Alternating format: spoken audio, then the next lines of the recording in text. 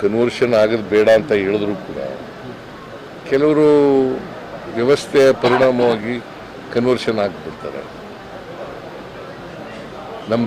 ನಮ್ಮ ಸಮಾಜದಲ್ಲಿ, ಹಿಂದೂ ಸಮಾಜದಲ್ಲಿ ಎಲ್ಲರೂ ಸಮಾನತೆ ಇದ್ದಿದ್ರೆ ಯಾಕೆ ಕನ್ವರ್ಷನ್ ಆಗ್ತಾರೆ? ಸಮಾನ ಈಕ್ವಲ್ ಆಪರ್ಚುನಿಟೀಸ್ ಇದ್ದರೆ, ಸಮಾನತೆ ಇದ್ದರೆ ಯಾಕೆ ಅಸ್ಪೃಶ್ಯತೆ ಯಾಕೆ ಬಂತು? ನಾವು ಹುಟ್ಟಾಕಿದ್ವಾ?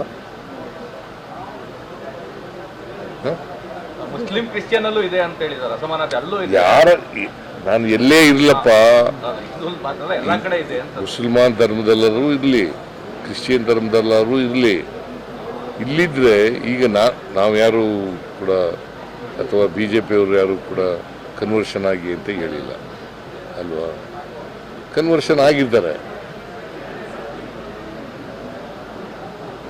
ಇಟ್ ಈಸ್ ದೇರ್ ರೈಟ್ ಅಲ್ವಾ? ಕನ್ವರ್ಷನ್ ಆಗೋದು ಅವರು ರೈಟ್.